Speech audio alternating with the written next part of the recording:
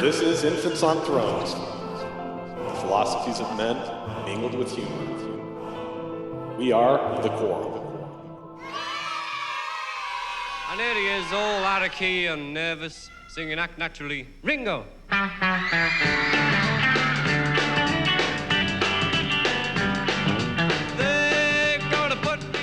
Hey there, listeners. It's Jake. And today we'll be talking to Tom Doggett, the creator of the Hard-to-Find Mormon videos channel on YouTube. But before I get to that, let me explain why I was so excited to do this episode in the first place. See, church videos of yesteryear were a mainstay in my childhood, and a lot of that had to do with the do's and don'ts of Sunday activities in my house. On Sundays, we weren't allowed to watch TV or movies of any kind except for those produced by the church or the Lord's University. So, at some point every Sunday afternoon, my sister and I would inevitably get bored and dig through the bin of VHS cassettes encased in these navy blue plastic cases with a white horizontal stripe across the center and a kind of 60s BYU Studios Beehive logo printed on the left margin. We'd pop one of those in and be like transported into a bygone era through such classic productions as The Letter and Johnny Lingo and The Phone Call, and some not so classics like this one about the benefits of cardiovascular exercise called Run Dick, Run Jane, and another one about an alcoholic uncle who has to pull his shit together after his sister, who's a single mother, dies suddenly and leaves him with custody of the kids. I think it was called like Uncle Ben. Anyway, those videos ended up becoming like a comfort food to me. And even now, I still remember vividly the grainy footage and unfamiliar fashion and tinny audio with a feeling of nostalgia. Anyway, eventually my sister went to college and we moved away from my childhood home, but I ended up having one more very memorable throwback experience to that chapter of my life in high school. I was in Sunday school and our teacher had a family emergency or something, couldn't teach the lesson, so the Sunday school president grabbed a TV and popped in the first video he could find with a long enough runtime. And as the movie began, I was enthralled. On one hand, it was from the same era as the videos I was used to, and so I recalled this deep sense of nostalgia, but on the other, it was fascinatingly unfamiliar to me. The movie was called That Which Was Lost, and it's a 30-minute drama about a young men's leader helping one of his young men through a difficult time in his life by trying to save him from the dangers of drug use and hippieism. And the obsession with hippies in the movie was bizarre to me because by the time I was going through the youth program, the church had moved on from hippies. In my era, it was all about porn. Porn on the internet, porn on TV, porn in magazines, porn. I heard way more about porn from church than I ever did from a locker room.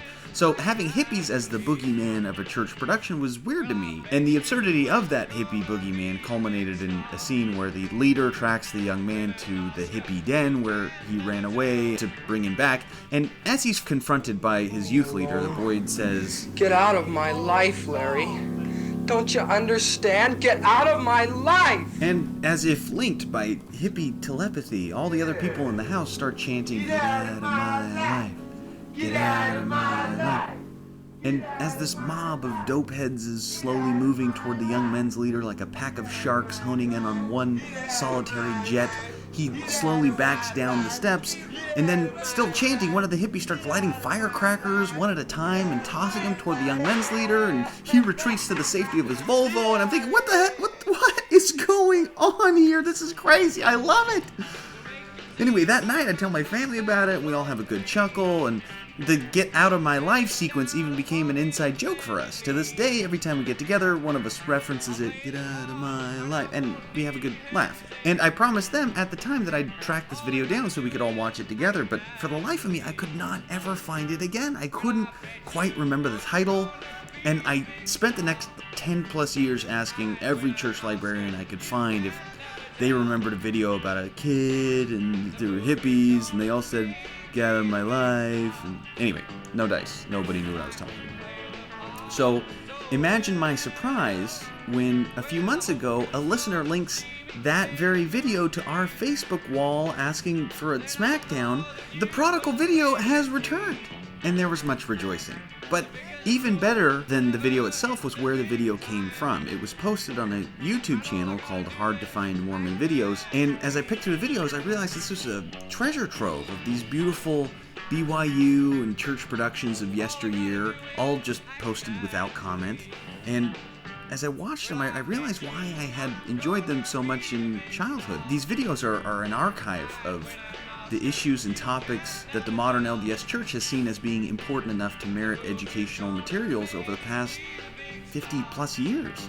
In a way, I don't think that there's any better insight into the mind of the institution than these documents. So, as a kid, when I was watching these videos, even though the look and feel and language was unfamiliar to me, it felt oddly comforting because, I guess, in a way, I was learning about my heritage. Anyway, all of that to say that I'm very excited to have Tom Doggett, the man behind the Hard-to-Find Mormon Videos YouTube channel, on today's podcast with myself and Tom Perry to discuss his project. So, I hope you enjoy. Since recording 30 seconds. All right, I think we're good. Well, yeah, if you need a backup, you let me know. Hey, Tom, how you doing? Doing good. I mean, Tom D. See, damn. See, this is the wrong guy said yes. Just kidding, Tom. We love to have you, Tom Perry. You can. Do we need nicknames? Is that what it's gonna be? Am I gonna make it awkward? Sorry. You know, Well, no. I asked to go on Mormon Expression for something or other, and John Larson said it's Tom, we've already got one. So. Oh, did he? Oh, that was a douche move. Sorry. No. I think he was quoting the Simpsons. So. Oh yeah, okay. The No Toms Club. So. Right. How about all right, I mean, should there be nicknames? I think I may just say last initial, so I say Tom D, Tom P, maybe. Is that okay? Yeah, it's fine. It's fine. I go by all. It's better than real Tom and fake Tom. I go by Yeah, that D-Dog still leaves for- it confusing. Yeah. Yeah, that's true. I'll just let you guess who I'm liking more at the moment when I say. Doggett works fine. Right. So. Doggett, Tom and Doggett. I don't know.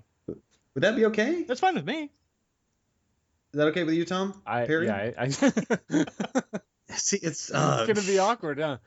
Yeah, I think we're gonna have to divide. We have to have some differentiating. Doggett, is that okay? That's fine. That's fine. Okay. All right. Not to be. I went by it for 2 years. It's okay. It is a unique last name. Like you couldn't do that with like Smith. Like it's but Doggett I think is unique enough where you could pretty much narrow it down. H. Doggett replaced Mulder on the X-Files. Whoa, I did not know that. Random sci-fi facts. That's awesome. I was serving my mission during the last season, so lots of people answered the door and they're like, "Holy cow!" You're like, in a way, Mormonism is like a really cool alien story, right? It's like the truth is out there. Kind of. Actually, it's right here in this handy book. I was just ticked off I couldn't watch the finale, which I guess wasn't really that bad of a thing. Oh well. So what's kind of your backstory with Mormonism and what led up to the creation of the Hard-to-Find Mormon Videos archive? Combination of two things. I grew up in a family where we watched Mr. Science Theater 3000 every Saturday night as a family. Awesome. Yeah, so then I went on my mission to Portland, and it was pretty boring. That was 2001 to 2003. A lot of distracting. So P-Days, when I became a district leader, I had keys to the Stake Center building, and we would just go into the library and watch movies all day and make fun of them. Awesome. Just you and your companion? Or, the district. Or did you take the district? The whole district, Oh, wow. if they wanted to. Yeah, it was just open invitation. You had to get permission from the district leader, so Okay. that was pretty easy. And yeah. What was the library like at that particular building? Yeah, that was... Oh, God, I think that was the Forest Grove Stake Center, I think. I don't know where. It was one of these old stakes where the Stake Center building had been built by the members, and it was old, big, multiple floors, and the library was huge, just with all sorts of stuff just crammed in it. No organization whatsoever. So it was fun. You just pour through stuff and pull things out and find, oh, yeah, here's a film strip.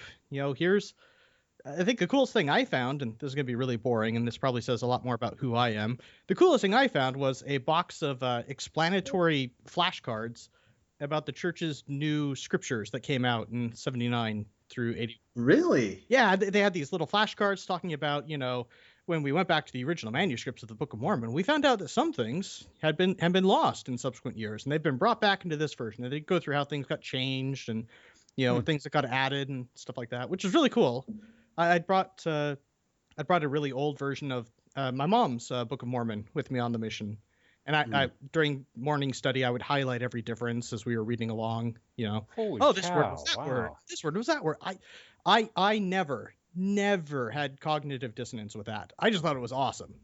So again, Interesting. that probably says a lot more about me than what other people might find interesting about that. So yeah, I'd be like, oh, dude, in Ether it says Jesus says, "I am the life and the light of the world," and or something like that. And but that's what it said originally. But it got lost, and it was just I'm just the life of the world or something like that. I don't actually remember.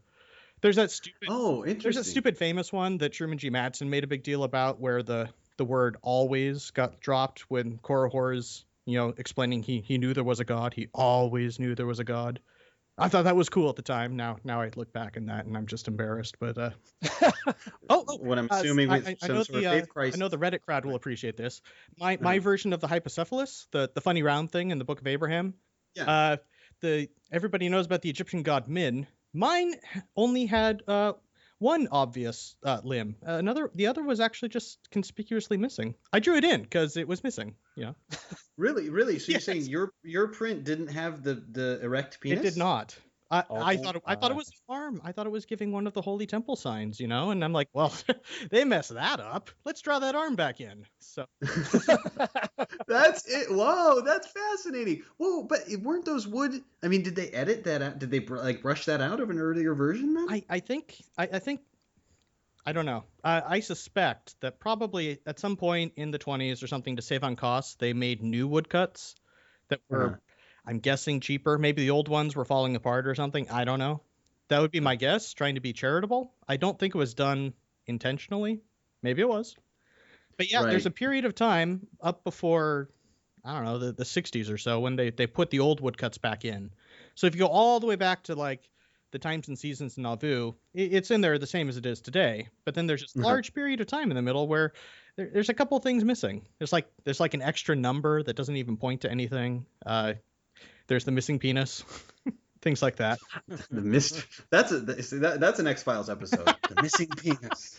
But I was a farms file when I was a kid, so I love that stuff anyway. I never had a problem with it. I even drew what I remembered where the lacunae, the missing parts on the hypocephalus were. I drew those in my missionary copy.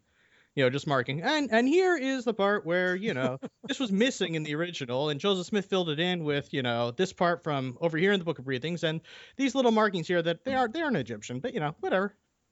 Maybe they're Adamic or something.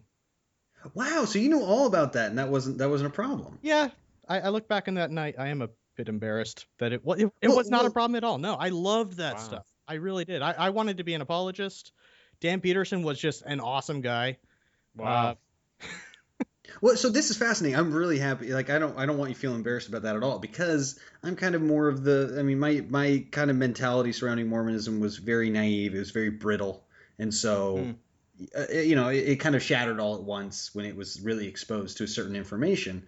So I've always been fascinated by people who knew all the things, who already knew the things that were so devastating to me, but that wasn't a problem, because I'm always curious, what was the catalyst for you? I mean, does it condense into a moment, or is it just kind of a long type of a long burn type thing? It's a long burn, to be honest. I think for most people who are like me, there are probably a couple people who are like me who knew a lot, and it just kind of just collapses suddenly. I can't speak for them exactly because I'm not them. But I have a friend online, Mithrin. I knew him beforehand. He knew a lot of stuff. He loved researching church history. But for him, it really was kind of a very quick turnaround when it kind of all collapsed for him. But I never really quite had that. No. Okay, so it was kind of a slow transition. No, I love that stuff. Loose translation, tight translation. I knew that in high school. That was fun stuff for me. But you never got into apologetics because they're always looking for new recruits. I can't imagine why you wouldn't have got in there. Nothing new. I'm really good at I'm a good archivist, I suppose, if you will. Not really a good researcher per se. I'm really good about reading things, storing things in my head, and bringing them back on call. Really good about that.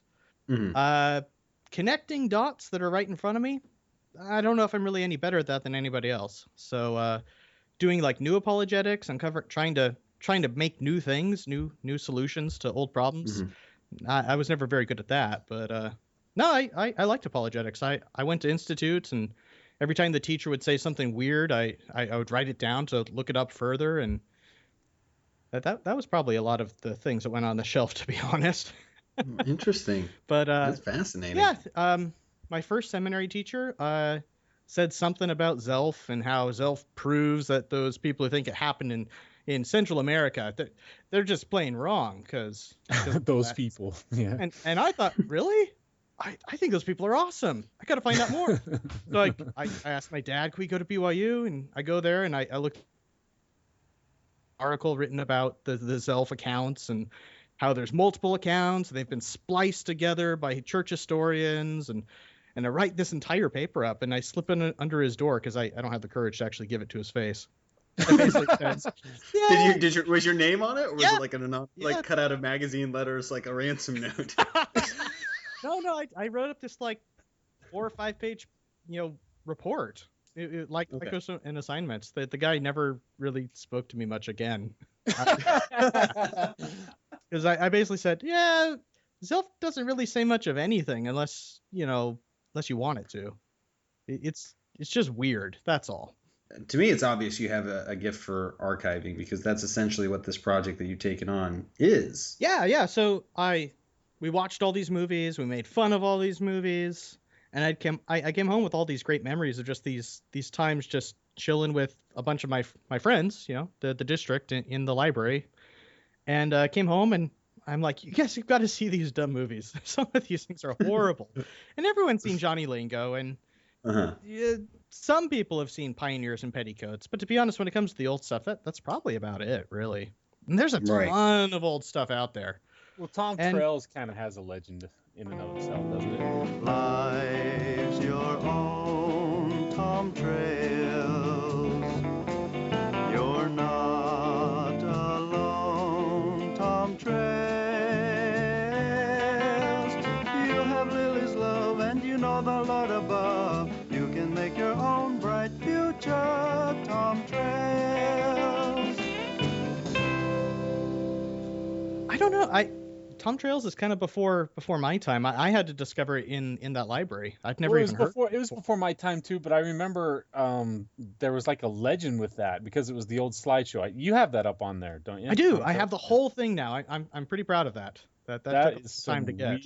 Weird stuff. And I mean, I remember when I was a kid, one of the teachers was watching, doing the slideshow thing, and I'm like, this is so strange.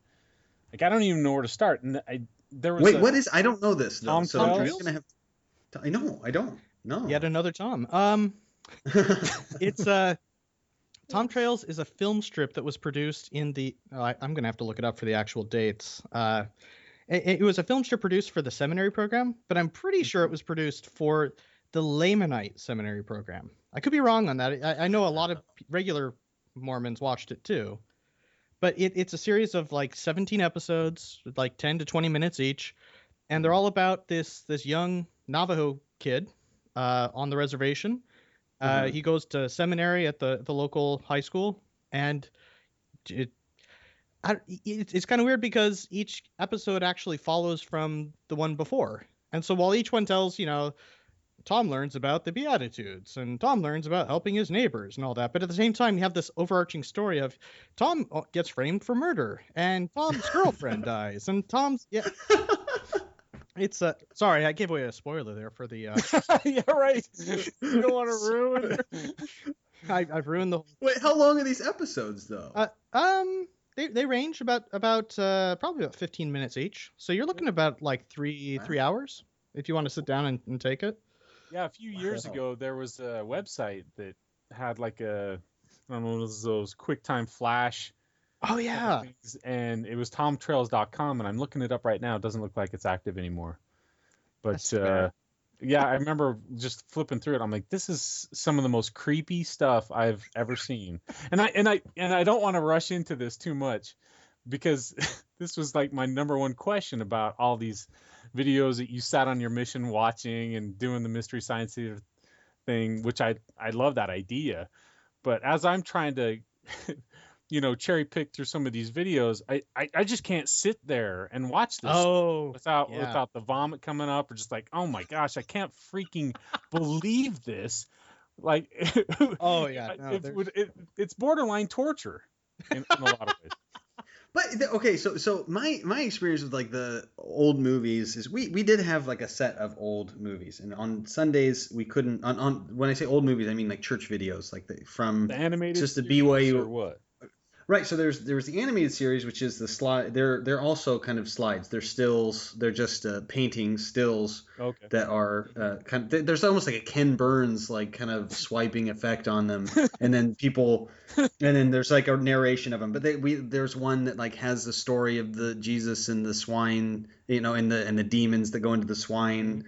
And like the pictures were always like really kind of scary a little bit. Like they were like when he talked about the guy that was possessed, they had this close up of this really freaking looking guy, but on Sundays we were only allowed to watch videos produced either by the church or by BYU. So there was this phase that we had like the guilt inducing video. I don't know why we had it, but it had like Cipher on the Snow and Uncle Ben and The Letter. Yeah, which are three like gut wrenchers in a row. They are they're all about like just terrible, dark movies. Cipher in the Snow is, oh man. Oh, Cipher in the Snow is terrible. Cipher in the Snow and The Letter are like that's like it's nice to people or they will die. Right, exactly. Right. And even if you're nice to them, it may be too late. She may die opening the letter you finally send, you ungrateful piece of shit. It really is. The Cipher in the Snow, I remember thinking it's like a murder mystery of trying to figure out the motive, like who made him feel bad enough. You're guilty of murder because you made him feel bad. Right. Oh, yeah, it's creepy, dude. Cliff held on for a long time. Finally, he just turned his face to the wall, too. Just turned his face to the wall and died. I see what you mean. In a way, we all share the blame. What are we going to do about it? What can we do? Maybe a little attention, a little love.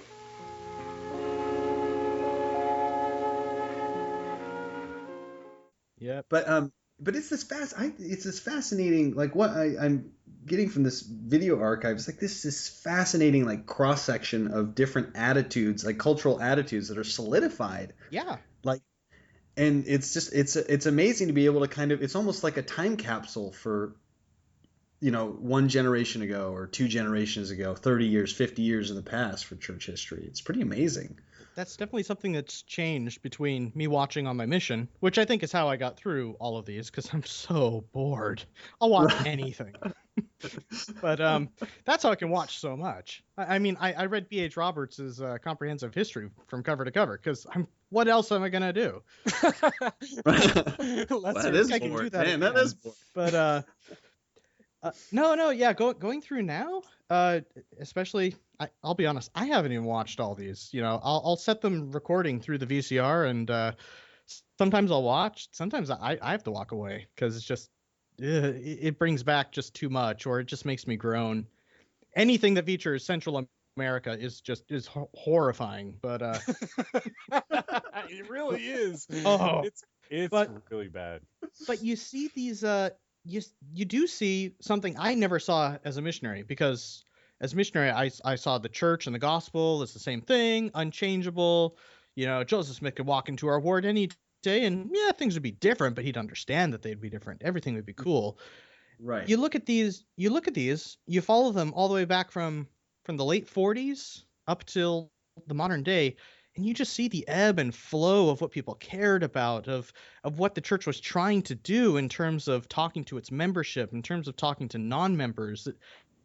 Things change, and it makes me actually miss the church that's represented in some of this really old stuff. They actually cared about the world. They actually thought they could make a difference.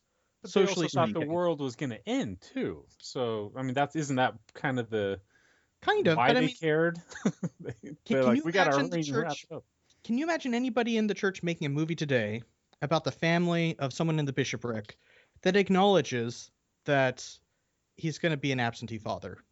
Yeah, you're absolutely right. That was No. pretty itching. Yeah, yeah. But Wow. Yeah. Good point. Good point. But that's one of the episodes that I have. Don't remember the exact name. A Day for Timmy. I don't know. But yeah, that's one of them that's in there. You've got things about about bullying and about emotional abuse with Cipher in the Snow. I mean, really, what would be the point of the LDS Church making something like Cipher in the Snow today? Be nice to people or they're gonna die. Come join the church. It's really weird that they have this mentality of, we've got the truth, we're sending up missionaries, everything's awesome. We might as well help everybody else with our awesomeness, which is really something quite lacking for the last couple decades, I would say. And now it's really this kind of mentality of no, everything's inside of us. Keep it all in, push the world out. If they're gonna blow themselves up, if they're gonna, have gay marriage and all this other stuff, fuck them. Whatever. Right. Well, I mean, the thing is, I just don't remember. Shouldn't say that. Sorry. The breadth of that's probably what, I mean, they wouldn't say fuck them, but they, the sentiment would be there. So right. The tone. Right. Yeah. Non-verbally, that's what they're saying. Right. So the thing is, I'm just thinking back into my past, and I don't remember the media arm, the multimedia arm of the church being nearly as prolific as a lot of this stuff. Because I mean, the one that I want to talk about today, which we'll get to it later, but that video's, I mean, that's a 30-minute video. That's a pretty big production to screen and script and block out and film and edit and cut together a 30-minute educational video. And like there are tons of these that I haven't even heard of, and they were cranking them out like 10 a year, 20 a year, something like that. I mean, just dozens and dozens and dozens of videos. But I really don't remember. I feel like if they would have made a 30-minute video when I was in seminary or institute, I would have heard about it. But I don't remember seeing much of that. Like, it almost seems like it's been kind of correlated. It's like it's been narrowed down to a few things, but they don't have like that. The multimedia arm isn't necessarily seen as like an extension of the church itself in the same way. Like if the video one that was lost, one of the credits says, the Church of Jesus Christ of Latter-day Saints, under the direction of the first presidency and the quorum of the 12 apostles. It says that at the beginning of the video. That's the second credit. That's the second thing you see on the screen is those words. And I don't know if that's the stance that the multimedia arm of the church is taking anymore. No. As explicitly. I don't know. What do you think? I think the multimedia arm of the church today is seen as useless if it doesn't fulfill one of the 3 missions of the church. It's really 4, but everyone forgets about the 4th. If it's going to bring people into the church, then it's important enough to make a movie of some sort. Meet the Mormons. Meet the Mormons, Testaments, Legacy, whatever. If it's going to help the saints, so we've got training videos, we've got, feel good things about Jesus, that sort of thing. Or if it's going to redeem the dead. So actually, nothing really comes to mind. New temple videos? I guess. Yeah, New temple videos, maybe? Yeah. Then you've got, that you've got help the poor, but who cares about that? So. Yeah, except for the poor, yeah. They don't have TVs. Why are we making things for them to see? Vision, but I haven't been to church for like 2 years now, but I cannot remember the last time anyone ever talked about helping the poor. But yeah, they're as a mission of the church. No. But these old videos, they are all, a lot of them are about doing all of that and helping your fellow man. The video that we want to talk about, there's actually 3 versions of it. There's there's the full length version, which was made for members of the church. There's a non-denominational version where they actually cut out the Mormon references. Really? And it's just about a Christian guy helping a friend. And then there's a secular version, which is just kind of about telling, regular Republican conservative people, yeah, you can help people not be hippies too. No kidding. Interesting. They really did care about the rest of the world. And one of the things about this archive is you can see that slowly disappear. Fascinating. That is really interesting to me. One of the ones I got to get off my butt. I do have plans to actually make Mystery Science Theater soundtracks like riff tracks. If Oh, yeah. You have like a voice for it though. You do I? have Oh, thanks. Yes. You actually, you should take this as a massive compliment because I love this man's voice. But your voice reminds me of Paul F. Tompkins. I don't know who that is. Oh, really? Oh, Paul you F. should look up Tompkins is Paul F. great. Tompkins. Spontaneous Okay. Nation. Yeah. Yeah, he's like this brilliant improv. I mean, he collaborates with all kinds of Yeah, stuff. you shut up on YouTube. Yeah. From Los Angeles, the news capital of the world, it's time for No, You Shut Up. And now, your host, me. Hello, and welcome to No, You Shut Up. I'm Paul F. Tompkins. Yeah, one of the ones I want to do is one called Welfare, Another Perspective, which is this groovy, and I mean that by all sense of the words, this groovy 1970s documentary about welfare. And it's not about join the church. It's not about Mormons are awesome. It is actually about, here's what we do to help people. Here's what we do to help people. Here's what we do to help people. The end. No, that's really cool. They don't do that anymore. And that's part of they don't. why I want to have this out there, because I could never believe in the church again. But I could belong to, well, okay, I couldn't belong to the 1950s church because it's full of right-wing wackos, but I could belong to that mentality, you know, the old frontier Mormonism, the early 19th century Utah type church. They actually seem to be a religion of real people trying to live a real life. Yeah, except for I actually think, participate in that. but don't you? Well, they kill people sometimes, but that's going on all the time. What are you gonna do? Well, about and that? what about they massacred people occasionally? What about the unintentional racism and sexism? And even That's in true. some of these videos, I can't remember which one of I was watching. I was like, ugh, it's just so. I know they don't mean to be, racist or sexist, but geez Louise. And maybe it is just more of a product of the time and the era. I don't know, but No, there's some that are just pretty recent too. I can't tell you how much I am resisting the urge to make a particular playlist that is just the groaningly negative bad videos. Because you definitely should do that. You definitely should do that. That'd be awesome. I have actually gotten someone from BYU actually did message me saying, please get back in touch with us. And here's me worried they're going to tell me to take something down. I got back in touch with them. They never got back in touch with me. But I do have to worry about the fact that these are all still technically under copyright by BYU and the LDS Church. They could probably ask for any of them to be taken down. So do you know if you've got the entire library? Because I'm astonished. There's so many. Right. Oh no, there's a couple things that I'm sure I'm missing. I've got pretty much the entire library of what's available on VHS between roughly 1980 and 1995 or so. Holy cow!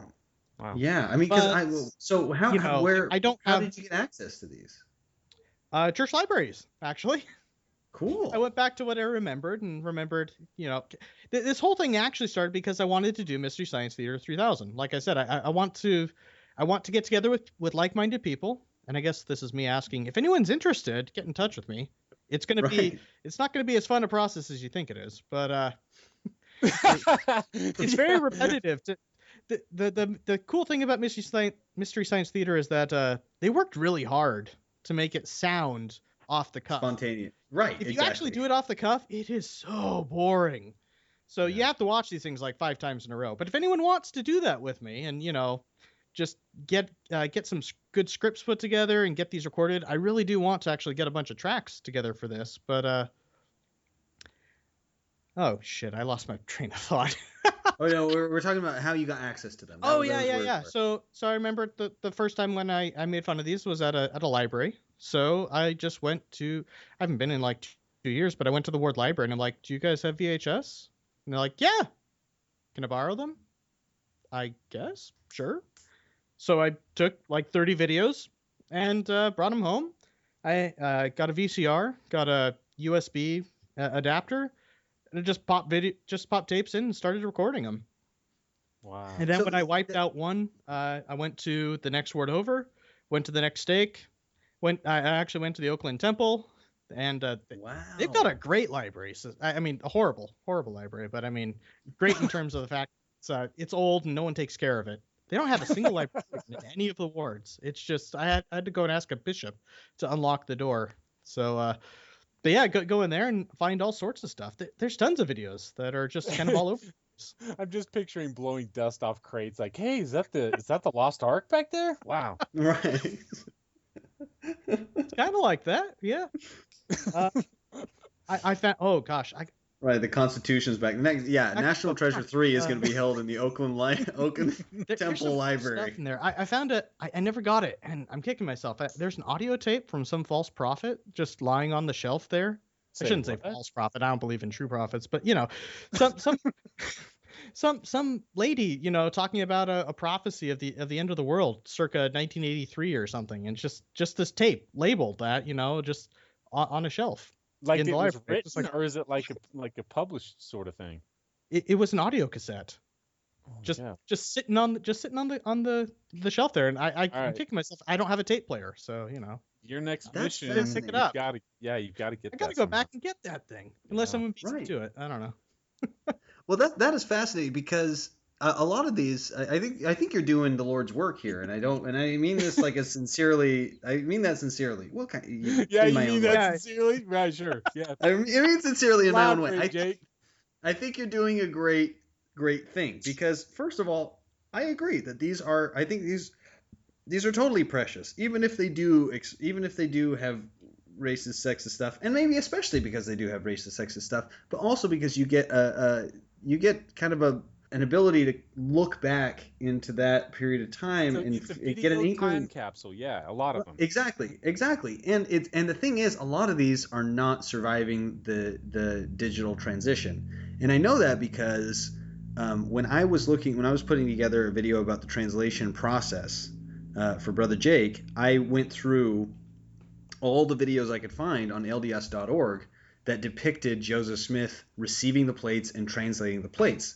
And videos that were produced after, they've actually gone back and edited the kind of most recent version of Joseph Smith into past versions of the First Vision video. So they'll take scenes from a First Vision video that was filmed 5 years earlier, and they'll splice it in with film of the adult Joseph Smith translating the Book of Mormon that was taken from a different time period that was filmed after the First Vision film. So basically they're kind of retroactively splicing in the exact same image of the adult Joseph Smith in all live action versions of film versions of depictions of Joseph Smith. And that's on LDS.org. And they don't have any videos before like 1990 or something. They do now.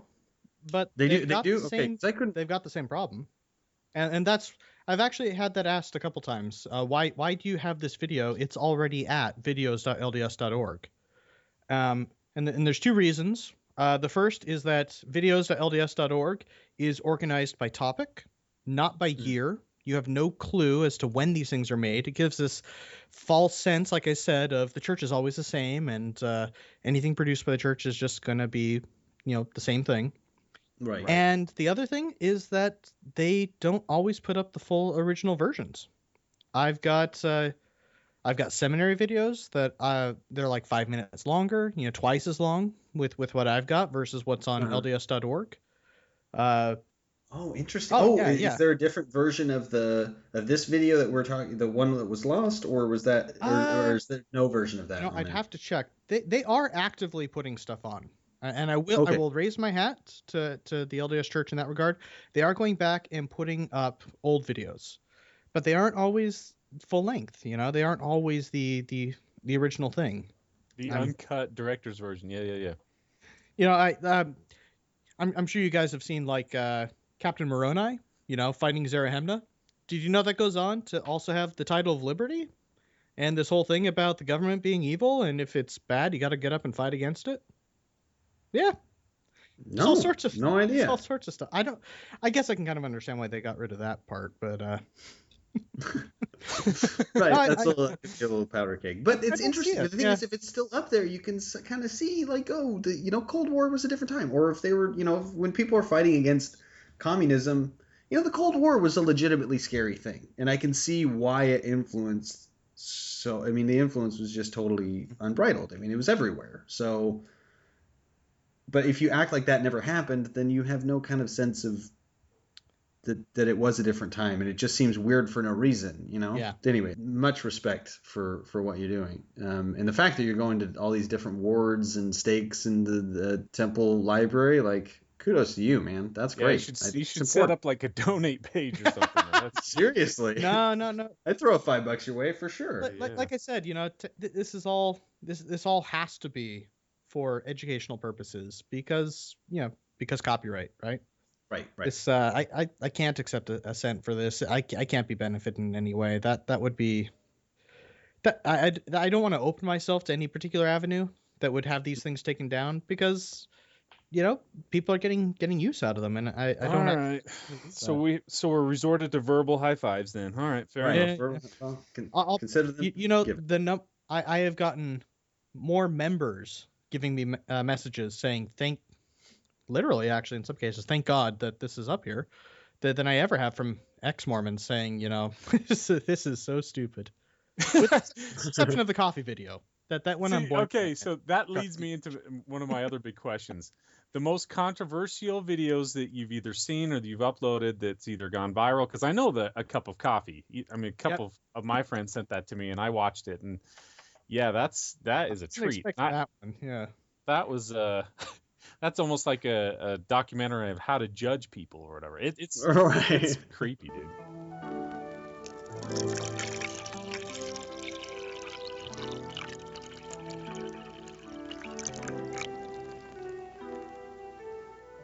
Are you sure? Yes, she was pouring a cup of coffee. I don't believe it. Well, it's true. I thought she was such a good member of the church. Shh, here she comes. Hello, how are you boys? Fine, how are you? Are those the pictures you took of the game last week, Neil? Yeah. Oh, I'd like to see them. Do you have a minute? Sure. Good. I have to take this cup of coffee down to Mrs. Olson. She hasn't been able to get around very well since she broke her ankle, but then I'll be right back.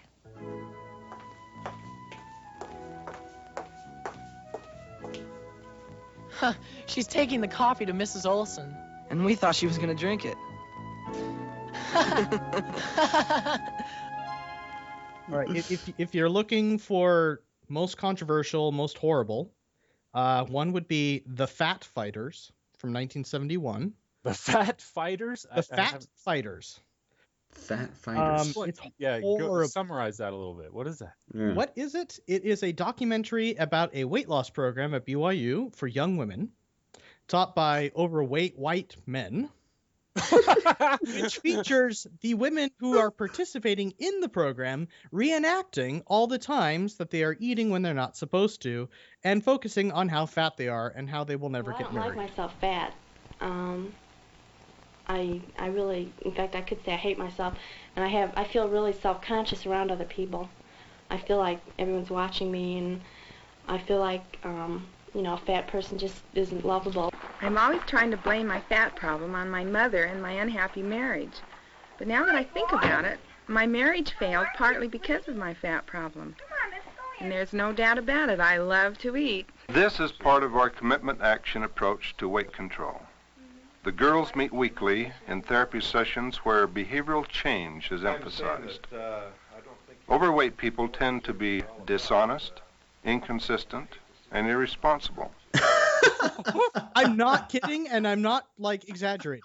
What's the year on this one? 1971. Wow. Oh, that's freaking great. Horrible. Absolutely horrifying. But, yeah, definitely. If you're looking for something fun, that's definitely one. You're gonna have to excuse me. I'm actually scrolling through it. While you're scrolling, because I know Scott and some of the other guys talk about Never a Bride, 1968. I'm looking at it right now. Yep. It's over 20 minutes long. I tried to get through 12 minutes of it. I couldn't do it anymore. And I don't know if it was. I don't know. It's brutal. Oh, did you watch that one? Yep. You know what's weird is there's actually some good advice in a lot of the old marriage videos. Oh my gosh. No, there is a lot of old marriage videos, and almost all of them are about things like communication, about realistic expectations, about treating each other as equals, about appreciating the sacrifice of your spouse. It's surprising that there's actually, I mean, yeah, most of them are horrible in many different ways, especially relating to gender roles, but they're not horrible in the sense of what you would expect. I don't know, man. You're putting a lot of butter on that turd. Because I was watching this and the sexism was palatable, man. It was so bad where she's like, I gotta get myself ready for a right man. This is the kind of place you dream about. Stars and crickets, and then the right man comes along. Oh, it all fits in. Just like that, huh? I think maybe this summer. I think I'm ready, you know? I hope so, Laura. Marriage is a good thing. Take it from an old widow. That's the most important thing I can do, isn't it? Find the right person. Someone who can really make me happy. And when you find him? Then that's the one for me, if I'm in love with him. Aunt Jean, someone right this minute, he's looking for me. And when I find him, I'll know. I don't know. I know Scott was like, we got to do an entire episode on just this video, but oh, I'm sorry, I just looked it up. That is a different one than the ones I was thinking of. Oh, no. Yeah, that one's horrible. I totally agree. I thought you were talking. There's a number of them. If you look for them, you can find them because all the ones I'm talking about are actually prefaced by a title, this meaningless title. Mm-hmm. That the church puts in front of the videos. Here it is. The following film was produced by Brigham Young University during the 1960s for general distribution to both church and non-church groups. Although the general principles are valid, the presentation does not represent all church areas of emphasis. That means nothing. That is a meaningless phrase that simply says, if you don't like what this is saying, it's not our fault. And any of the videos that have that title on there, they all actually tend to be relatively benign and actually kind of have some good advice. Yeah, if you can skip the cringe-worthy parts. Yeah, right. Of the 60s, yeah. Okay. The Summer of Decision, 1962, is a famous one. That's the one you may have heard of. Guy goes to college, loses his testimony, comes back, encourages his girlfriend to go and elope, and they have a car wreck and die. And then, they've died without being married in the temple. They'll never be together forever. And then he wakes up and it was all a dream. But, holy hell, no. I don't remember so that was this I video. was like, what is... The thing is, I was like, what is the lesson here? I couldn't even figure it out. I couldn't piece it together. What is he doing? Oh, it wasn't in the temple. Obviously. Marry in the temple in this life or else. But it was all a dream, so he woke up. They didn't get eloped, and he didn't go back to state college. He went to local college. Kept his testimony. Because he has this professor who is this like totally reasonable guy, and you listen to it and you're like, this is a completely reasonable man. There's nothing wrong whatsoever with this. This is a very good professor. And yeah, he's totally evil, obviously, right? So obviously. Also 1962 is The Search for Truth, which is this documentary. You can't see my fingers with the scare quotes, but it's this I heard them though. I heard them. It's this anti-evolution screed featuring scientists. At least half of them are like LDS or. Those are also in air quotes, wasn't it? Scientists, right? Talking about how there's no contradiction between science and religion. It all works fine. This leads us directly to the same age-old controversy which confronts young people today, just as it did Newton. Did life on Earth come about by orderly creation, as the revelations of God declare? Or did life come into being spontaneously by the chance meeting of elementary particles, and without a guiding intelligence, as put forth by some skeptics? This theory has become very widespread, But a majority of scientists are now firmly convinced that creation was directed by an intelligent being. And evolution's stupid. So, you know, don't Yeah, right. yeah, whatever. It's also famous because it has the Star Wars opening crawl of the words going into space. Oh my gosh. I've never been able to determine a video that has that particular opening scroll before this one. This one might actually be the original movie that has words floating through space before Star Wars. It's kind of weird. Oh, Star Wars plagiarized it. Yeah, I'm sure. Oh wow, there's Well, $1 billion lawsuit right it's there. based on Spencer. I can't even finish that. That would be. Wow. What was that That's one like called again? That one? Yeah. The Search for Truth, 1962. We've got sorry, yeah, you might have to edit this down. Me just being like, this movie sucks, and this movie sucks, and this movie. We've got Up in Smoke, 1960, which is a live-action cartoon, if you will, of a Southern, like Georgia Southern, Foghorn Leghorn sort of thing, of a tobacco company Up in going Smoke, out to get isn't that every also- man, woman, and child in this country addicted to cigarettes so we can make bank. Miss Calhoun, I'm on important business for the big boss himself. These are the latest figures on the campaign to make every man, woman, and child in the whole country a cigarette smoker. It's crazy. I mean, just it's bad. Isn't there also an Up in Smoke with Cheech and Chong, or is that something else? Right? Yeah, no, it is. Yeah, There's yeah. a stoner version of that. We've got A Chosen People, which features the noble savage of the Lamanites, being introduced to the gospel by the white settlers, and they're like, oh, stop telling our sacred stories. These are our sacred stories. I ask if you had a book. You tell me yes, and tell me of the Book of Mormon. That is our book. That is our history, not yours. We want it.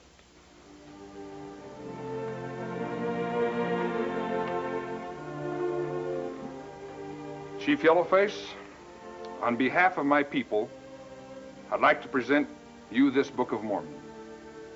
And you're right, it is your book. It's bad. So they're saying that the Book of Mormon stories, they're like, those are our stories. Yeah. It's got a Native Fear the American tribe Lamanites. where some Mormons are like friends with them. They're like, we've always been nice to you Mormons because you have our sacred history. It's like, ugh. Leave these people alone. It's just, I tried to watch one that I vaguely remembered. It was The Godly Sorrow. My sorrow is for the sin that gives offense to God and stains my soul within. This sorrow of godly pain hopes I never give offense to him. God, that has Aaron Eckhart in it. Yeah, that's right. Yeah. Yes. He was the boyfriend who's like, are you serious? You're a whore? And because she admits to having, relations to her bishop, and the bishop's like, nah, you can't get married. And he was the engaged boyfriend or whatever. And she's like, really? But we just got handsy and it's fine. We broke up or whatever. And I'm like, no, God doesn't approve of that stuff. No, marriage off. And so she's crying or whatever, and she has to continue to meet with the bishop in these creepy interviews, and yikes. So yeah, I've got a bunch of stuff. Then some of the other things I'm proud of that I have is I have a bunch of instructional videos. Just regular things. Just how to play the organ, how to use the LDS scriptures from 1983 because they're new and people apparently don't know how to use footnotes. I don't know. And all the way up to some modern ones like how to work for LDS Family Services and be a counselor. And oh wow. Yeah, how to be a seminary teacher. Answer: don't make waves. Just do what the manual tells you, pretty much. But right. Was there any eye-opening moments when you were either watching some of these or uploading them where you're like, whoa, this could be interesting? Yeah, but I've always got the wrong. Yeah, I made reference that I'm friends with Mithrin, on Reddit. And that guy has an incredible knack for just knowing what is going to catch people's attention. And I don't. I do not have that whatsoever. People just don't seem to care. I found this video of a guy telling members how to share some of the new movies that the church is going to be coming out with. And it's so corporate. He shares it, it's got a slideshow, it's got statistics, and it's just basically talking. Is it like between 6:30 and 7:30 p.m. on a Wednesday, or does it have like pretty much? Is it that specific? Yeah. Is it something where like use this hashtag, post once on each of these social media things? Well, it's older than that. It's called Direct Gospel Message Training from 1986. The theme of the missionary effort is, through Jesus Christ, our Heavenly Father has provided the plan for families and individuals to find peace and happiness. This theme was derived from our findings about non-members 18 to 34 years of age. One of their most important concerns in life was relationships within their own family and with their friends. The media offerings and other resource materials to be used in this missionary effort are designed to center on these interests of non-members and to follow the theme. During this missionary effort in your area... Oh, sorry, I didn't realize it was 1986. Yeah, it's old. And it's just got this talking suit, and it's got a theme. It's got these things like, from the media, you're going to set a date and self-refer, shows examples of, in the 1990, you had a bunch of Michael McLean movies that came out. I'm sure you remember some of them. Sure, yeah. Yeah. So this is about one of them. And he goes through and he basically is like, so we used to have these home front, commercials that people used to watch, but they didn't actually get anybody baptized. People liked them, but they didn't do anything about them. So we're going to start over, and the whole point of this is to get people baptized. So we need your help to get people to watch this, and when they watch it, here's an example of what it looks like. Then they're going to feel the Spirit, and you're going to talk to them about this, and then, then you'll bring them to church, you'll bring them to the first discussion, and it's just step by step by step, and it's so boring, and it's just so corporate. Complete with numbered, this is your assignment. Number 1, do this. Number 2, do this. Number 3, do that. Just this guy talking to the screen, and he's like, we anticipate that this will increase membership numbers by 15%. It's just wow. So it's incredibly boring, and maybe that's part of why I just don't understand why people are not interested in this. But I shared it on Reddit, and I got 20 people saying, "Yeah, this is interesting." But for me, it's just kind of this is correlation. This is the soullessness of modern Mormonism, encapsulated in 30 minutes. You want to see what it is about Mormonism that isn't working, that's wrong. It's this. It's right here. You can just sit down and watch it in one sitting. This is everything wrong. But, oh well, whatever.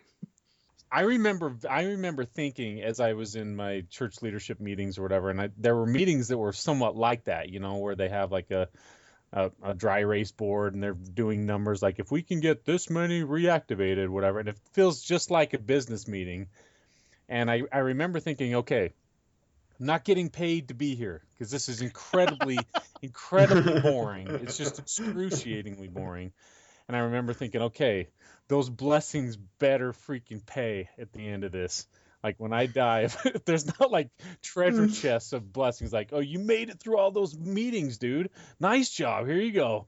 Right. Just cash registers all for one eon, one age of the earth. Gold wings. Ka-ching, ka-ching, ka-ching, ka-ching. You get a gold, leaf wings for your, becoming an angel or whatever it is. I don't know what it is.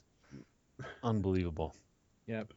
So before we get into the actual video, I do want to just throw out, just because you guys have such an audience and such a reach, it might actually help me. I just want to throw out a couple titles. If anybody can help me find these or knows where I might be able to have access to these are some that I'm still looking for. I'm looking for the Free to Choose Seminary Institute program. I don't know if you remember that or not. It's really hokey. I remember it, but I don't remember what was in it. But yeah. Maybe Glenn knows something about this, but there's actually, you may have heard of Man's Search for Happiness, where they made multiple versions of that. Yep. There is actually a Japanese version that is completely original. Really? Doesn't use old footage. It was made just in Japan for the Japanese people in 1970. Same Obviously, script, that's everything. really hard to find. So I don't know if I find that. I want to find it. Yeah. There's Like Unto Us, which I think is really only available in film strip. So that might be really hard. Also, Meet the Mormons in 1971. That might also just be in film strip. That might be really hard to find. And the end all be all, and here I'm appealing to maybe any of your listeners who might actually be working at BYU or the church office building, because you probably have some, is the original of the Lorenzo Snow movie, the Windows of Heaven.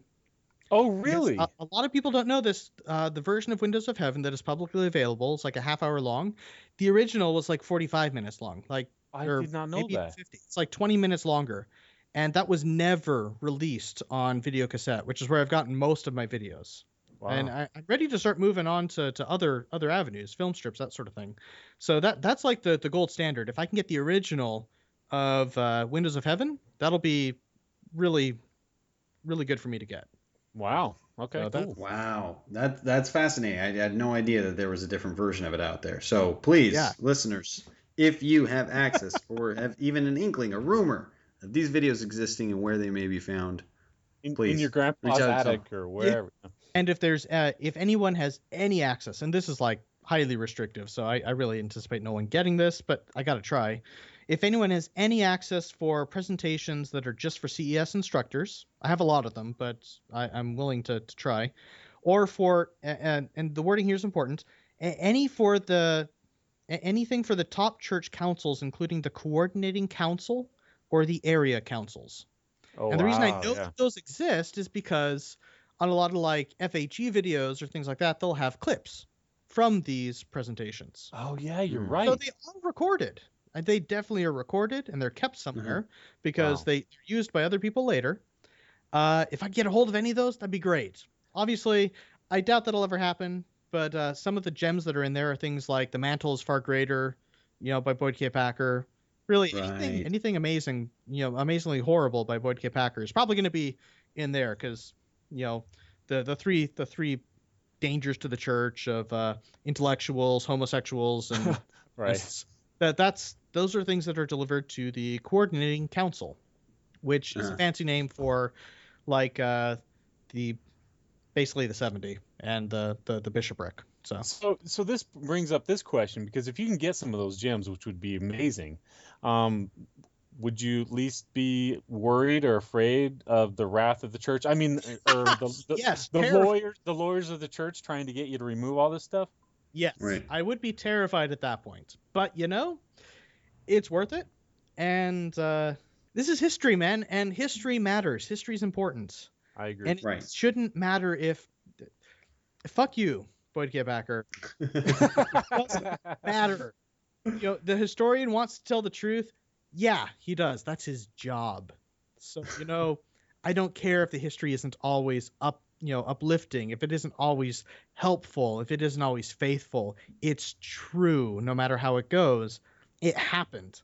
And if we have these documentary sources, that's important. How people use those sources can be however they use them. Maybe apologists will find a way to spin it. I don't know. But give people the benefit of the doubt. If they have access to these things, they should be able to use them, and it should do nothing but help people. At least have a better understanding of the way things actually were. Right. There's my soapbox. I'm getting off. Sorry. The thing is, in a lot of ways, I totally agree with that, because in a lot of ways, understanding more where this viewpoint is coming from, like, I guess I feel like it kind of almost increased my empathy with like older members of the church that have views that I think are antiquated, or they're worried about things that seem odd or silly to me. Yeah.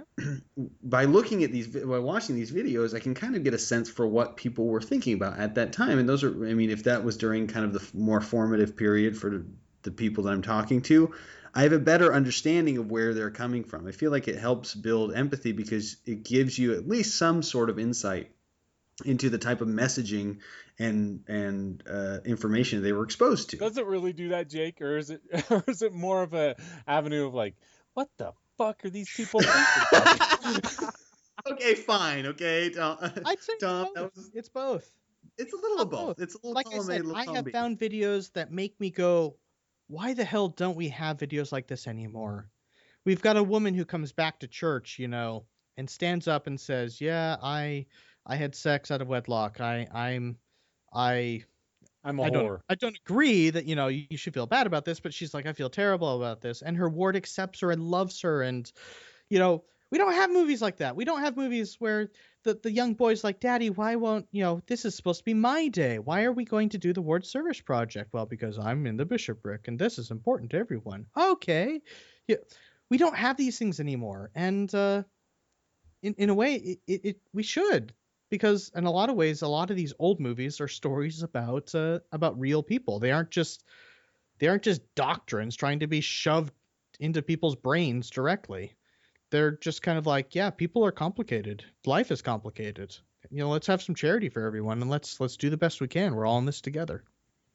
Right, and that leads me into that which was lost. This particular video, and this will become more clear a little later on. But I'm going to go ahead and kind of give it a general background for when I first saw this video, because this is the one that I really wanted to watch, and that's why I made it one of the parts of this episode. So I was in high school, and I think I was like a junior or something like that, and it was just one day that one Sunday, our teacher was tired or bored or whatever, and so he just showed this video because it's long. I mean, it's 30 minutes long compared to a lot of the videos that exist now in church media. It's on the longer side. So he showed this, and it was this very weird, fascinating experience watching this video and just saying, what is going on? Because it's just crazy to watch how worried they were about hippies, and like there was this it was just a bizarre, and there was this, it all culminated in the experience. It all culminated in this moment where we'll talk about this as well, but there's this moment where the hippies are all chanting, "Get out of my life, get out of my," and they're saying this to the young men's instructor, "Get out of my life," and he's like leaving the house dejected, and they're throwing firecrackers at him as he's walking away. Get out of my life. And I went home and I told my family about this video that I seen. I swear this movie exists. I swear it's out there. He was saying it, and so it's been like an inside joke for my family for like 10 years.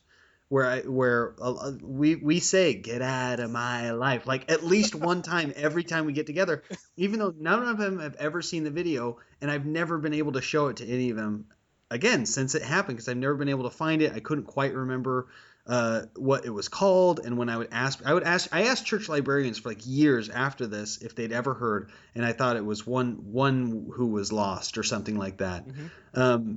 And then when you uploaded this video and somebody put it like on our Facebook page, I was like, God damn it, that's it. That's the one. I finally found it. This is my prodigal son, was this video that was out there. I was so excited that I could see it again. So that's why I wanted to choose this one, is because it fulfilled all these kind of everything I liked about your project. It was this weird window into the past, and it was catchy. Dude, this whole movie, it's about how people can follow the teachings of a long-haired hippie to save people from long-haired hippies. It's great. Right. All that sounds to me like a story of you trying to validate that you weren't crazy. Like, no, this video exists. I know, it's super self-centered. It was all about, yeah, it exists, I promise. I was not making this shit up. There's a batshit crazy movie out there, I swear. Dude, no, I know exactly what he's talking about. I saw this movie on my mission in that library. I came back. I worked for the church at the distribution center. I was in charge of videos, obviously, because if anyone came in and asked, "Do you have such and such?" I'd, "Oh yeah, it's in that one right there." Right. Yeah, I knew about this one, and there a ton of others. And I'd always explain to people, "This is the funniest movie ever. This is so dumb," and no one even knew what I was talking about. Even the old people. It's weird. This is the same year as a bunch of other movies that are really popular, but this one is just completely forgotten. This is the same year that the LDS Motion Picture Studio, BYU, came out with Pioneers in Petticoats, which I'm sure people have heard of. That is and it also came out with Johnny Lingo, which is like the end all be all. Right. So, but it came out with this one as well. And like I said, I found out later this one was actually recut, to be in 3 versions so that it could actually be given to Mormons, to Christians, and to everybody to help them.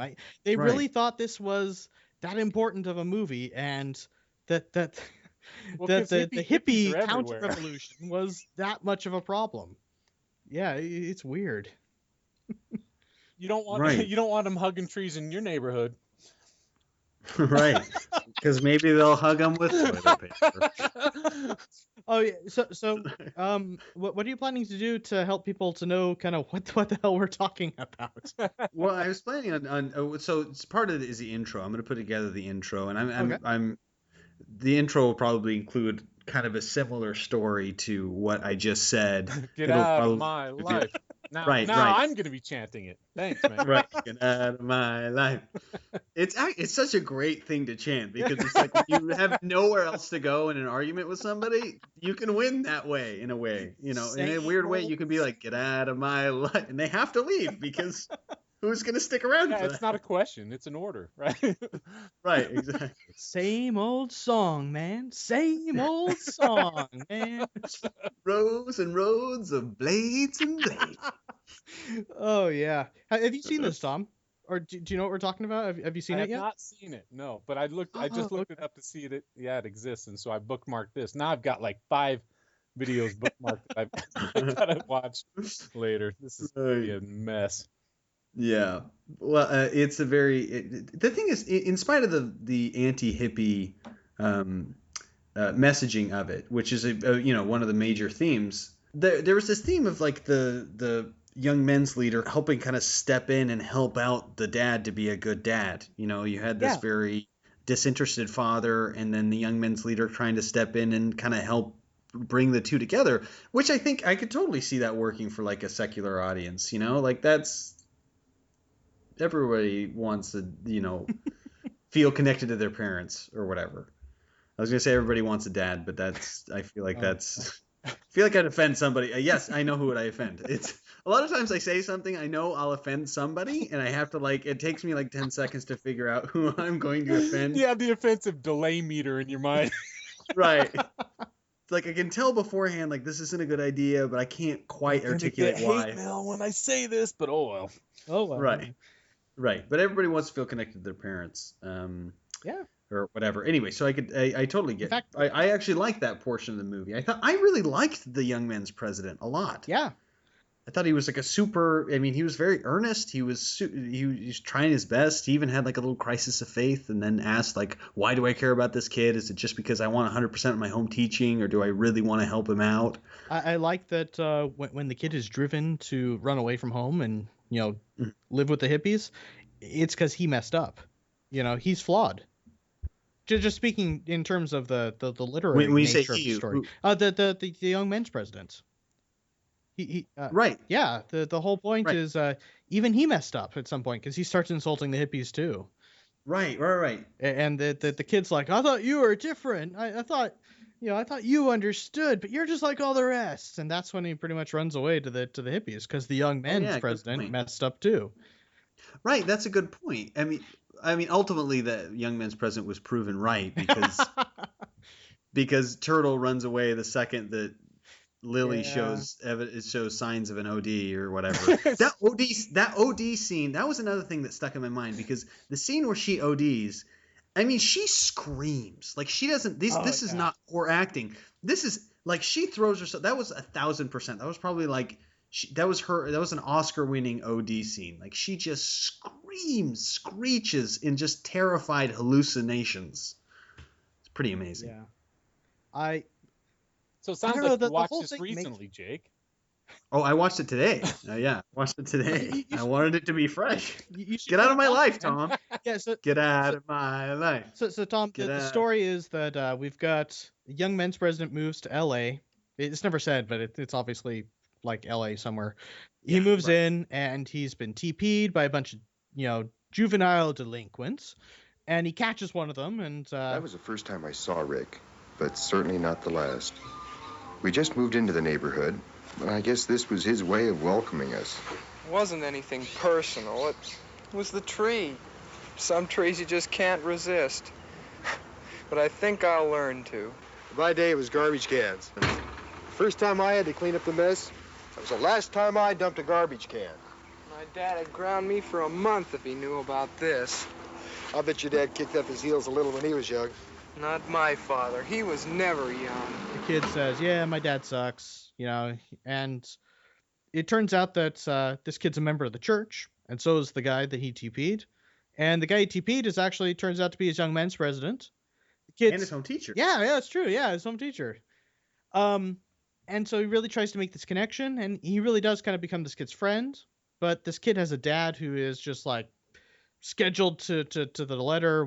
He's a doctor. He's really important in the community. Talks to the Chamber of Commerce, and I don't know why a doctor would talk to the Chamber of Commerce, but he does. And it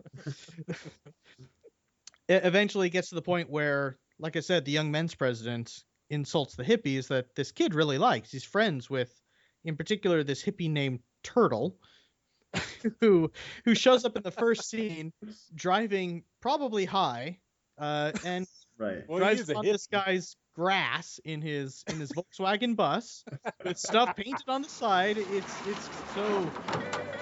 Ricky, baby, that tree's beautiful, man, beautiful. Hi, Rick. Man, that's too much. Hiya, Lily. How's it going, Turtle? Like around and around. You moved, man? Just, visiting. Worked on my lawn, Hey, I am. How about that? Man, beautiful little blades. Rows and rows of blades and blades. Get off of the man's grass, Turtle. Yes, madame. Hey, Rick, you know where my pad is now? Sure, Turtle. If you're ever on the block, stop and knock. Like, do it now. It's a gas. And at which point he gives the home teacher his nickname, because he looks down. He's the guy's like, "You're parked in my grass, man." He's like, looks down. Yeah, blades and blades. Yes. And from then on, he just calls the guy Mr. Blades. Which is right, of course. Coolest nickname ever. This is written by Orma Wallengren. I don't know. He actually wrote a lot. He became great friends with Wesley Snipes. He actually wrote Blade. She actually. Oh shit. Okay, obviously the story that I made up is the story that I said is not true, because I couldn't even get that right. But she's the story is actually, it's not that bad, to be honest. This kid just has trouble making friends, and he's made friends with the hippies. And to be honest, the hippies, the reason they were so popular is because there was a real problem in society, American society and British at the time, and they really offered a solution to a lot of people to just kind of leave society, just get rid of all the crap and try and live more simply. Too bad about all the drugs and the sexism and the racism and all that other stuff. Yeah, you can look past all that. Yeah. Right. But yeah, so like I said, the young men's leader, he insults the hippies at one point while this kid's wearing some necklaces, painting peace signs on his VW Bug. Right. What do these hippies have that appeals to you? Plenty. Freedom. They've kicked the establishment. For example?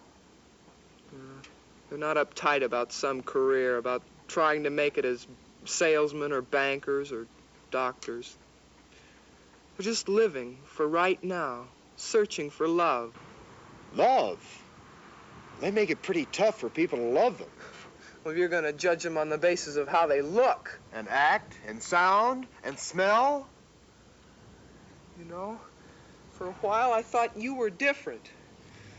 You're just like all the rest. You're just like my dad. And so the kid runs away to Turtle's house, and the young men's president has to go and find him and bring him back. When he confronts the guy, a girl who's at the house answers the door, and she's like, "Oh, get him out of here." Are you going to get him out of here? I'm gonna try. Don't try. Get him out of here.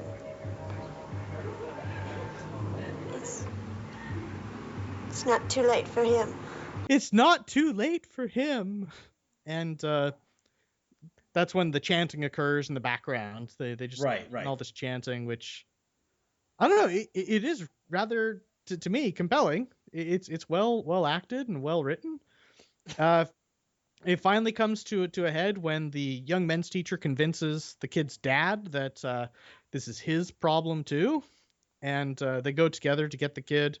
The hippies are getting ready to leave town somewhere. I don't know why, but they are really quickly. Right. And the girl is, she's stoned out of her mind. She screams and like collapses to the ground.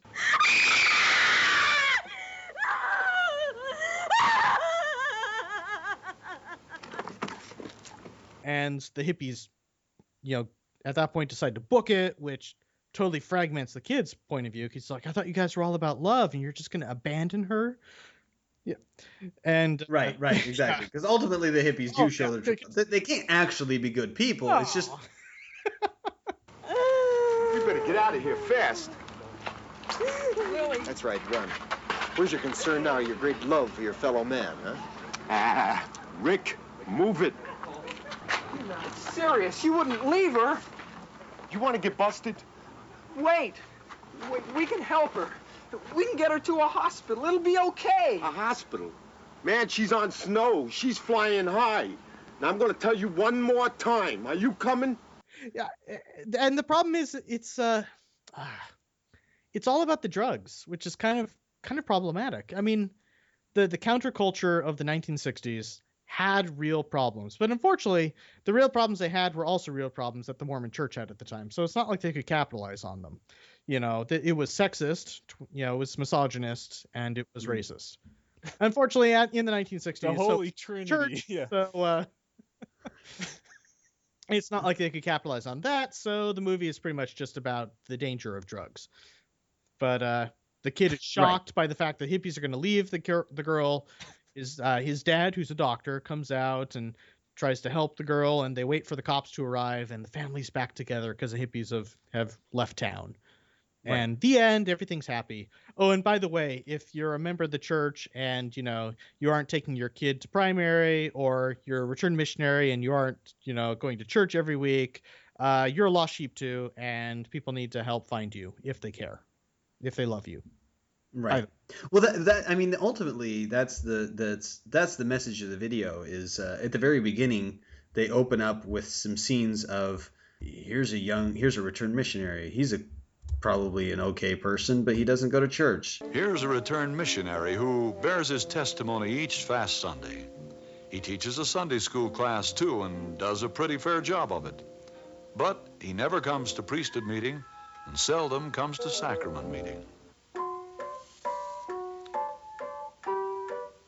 Here's a sweet child of primary age with keen intellect and tremendous potential. She doesn't come to primary because it's too much trouble. Oh, not for her, but for her mother. The mother complains that with all her other responsibilities, she doesn't have time to take her. The child may be lost to the kingdom, but who in this case is really the lost sheep? Here's a girl who thinks she has to follow the latest dress styles regardless. I'm not ashamed of the way I look, she says, and is out to prove it. She claims she loves the church, but is this the first step away from the church? That's the opening credits, and then it says, the very opening, it says, like, all these people, we're all lost, we're all sinners in some way. But it says, if you try hard enough. But even those lost in some distant wilderness can be brought back. If someone cares enough, believes enough, and never stops trying. If you have somebody that really cares enough and never stops trying, you can bring them back. You will bring them back. Yeah. So that's a tough promise to make. Oh goodness, especially nowadays, looking back in 2016. Right. Yeah. It's kind of like no one ever tried to bring me back.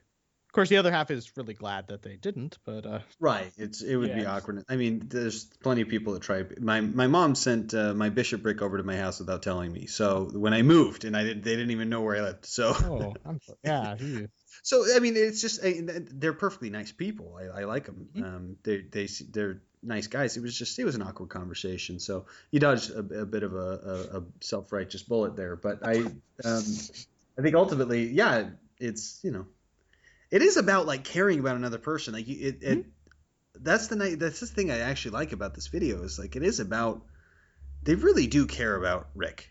They do. They really give a shit about this kid. That's even the coolest line in the entire show. Right.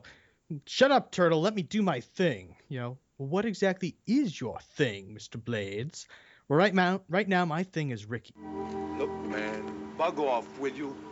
Let me do my thing, will you, Turtle? Just what is your thing? Right now, it's Rick. Go ahead and laugh, that I really care about him. Oh, right, Dude. Yes. Awesome line. Yeah. Yeah. I don't Way know to whether show that hippie scum, man. Right. I don't know whether I'm embarrassed or impressed that you guys know the structure and the summary of this movie so well. I mean, good job. It really made an impression, Tom. It really made an impression. I'm gonna go back to and watch Spotlight again. But hey, whatever floats your boat. Oh, whatever. Hey, so wait, you got to tell me, a cup of coffee. Do you think do you think that one deserved to more or less go viral? Because I'm looking at the views, dude. It's almost 90K views. Dude, that's way more than any video that I have. That's awesome, man. I came into work that morning and opened up my inbox. Just I do that every morning, and I got like 600 emails from YouTube. It's like, what the fuck is going on? It's like, cup of coffee. What the hell? Go and find out. Oh yeah, boing boing. For some reason, of all things, and of all videos, cup of coffee. What? Why the hell? Why didn't you choose Ancient America Speaks or something like that? I mean, come on. But no, I don't think it deserves that.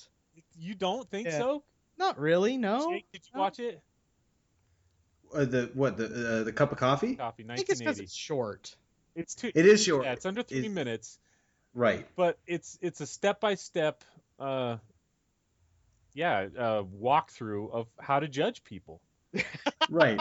Right, because the lesson their teacher is, bad because she drinks a cup of coffee, and then at the end, spoiler alert, she was just handing it off to someone else. It wasn't her cup of coffee. She was just giving it to somebody else. And the two boys oh, thank God. That would have been bad if she would have drank. Right, exactly. Like they're only vindicated. They're only made to feel silly when she didn't actually drink coffee. They're stupid for thinking she drank coffee when she didn't. Because if she not for caring about drinking coffee in the first place. If she would have drank coffee, holy shit. Oh yes.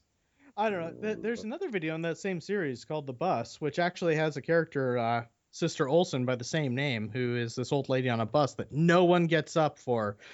And in my mind, I always like to link the two together. Sister Olsen is the one who drinks the cup of coffee at school, and she's this little old lady who's so kind, and no one will give their seat up when she gets on the bus soaked wet from the rain. Because that's just the way Utah is assholes sometimes. On the bus. Yeah. But I don't know. I think it's just because it's like 3 minutes long. It's easy to share. It's easy to pass around on YouTube. It speaks to the weirdness of Mormons not drinking coffee. Well, and it's the also insular the slideshow. nature. It's that slideshow format. That's true. And the fact that I only had access at the time to the ASL version, which I think really threw people for a loop, that there's this woman signing in the front with this big bow on. I think a lot of people are just like, why the fuck is there a woman signing in front? And well, the answer is because at that time, the only video cassette version I had of these film strips was the ASL version. I later found a regular version, but I decided not to put it up because it seems everyone really likes the signing people in front anyway. So. Well, yeah, because they keep a straight face. Not once did they crack. Like, what the fuck is this?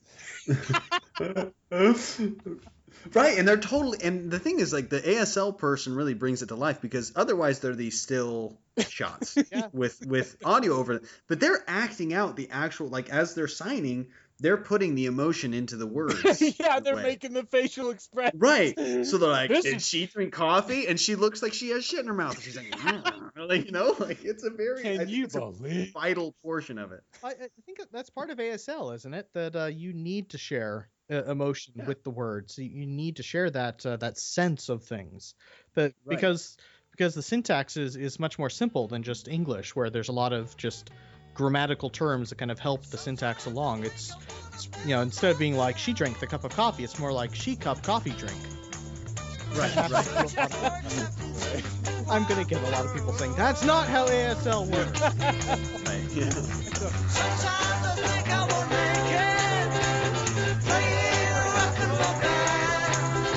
Sometimes I wanna be a picture director. I'm trying to make the world understand. I'm making movie movies. I'm making movie movies. I'm making movie movies. Hi, this is Hillary. Matthew. Ryan. Carol. Ashley. And I like to play bingo online while listening to Infants on Thrones. You can comment on this episode on the website, infantsonthrones.com. And if you really like what you hear, give the Quorum a 5-star rating and write a short review on iTunes. I did. Anyone for the closing prayer?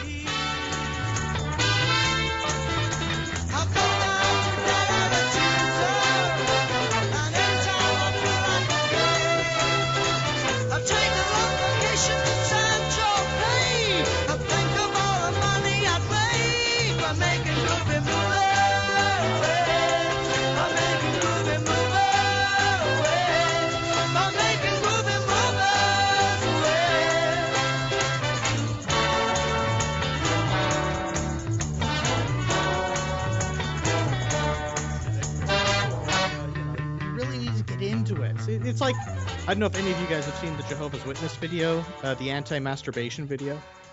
No. Okay, so this has nothing to do with Mormonism. Okay. But if you're looking for a laugh, you got to see that. Because I'm sure you can guess what the sign language term for masturbation is. The facial expressions that go with this are just amazing. Oh, just to imagine that these are people who are a lot like the Mormons. If the Mormons ever made an anti-masturbation video, it would probably look like this. And you got these people with their hands just going up. I shouldn't be saying this. I feel so bad. But their hands just going up and down, and their face is just, their eyes are closed, and their mouth's half open. There's like, oh. Wow. I mean, obviously, the thing is that alone right there is proof that ASL was created by a man. Because I think it would be a very different sign if it was a woman. Yeah, she'd be playing the DJ like. Right. That's not how it works, Tom. If Heather was on here, she could tell us, I'm sure. Yeah, right. But yes. Hey, that's why we got a lady on the podcast. You have to find this video, and you have to put a link on it in the show notes, man. I will. I absolutely will. I'll put it in the description. I'm sure someone's made a supercut that's just some of those parts. If you find that's fine. It's a long video, and obviously it's what you would think it is, being Jehovah's Witnesses and anti-masturbation. You probably don't want to sit through the whole thing, but just, yeah. ASL requires facial expression, apparently. Right. And the really good translators, they deliver. So that's how they get the big bucks. Thank you for listening to Infants on Thrones.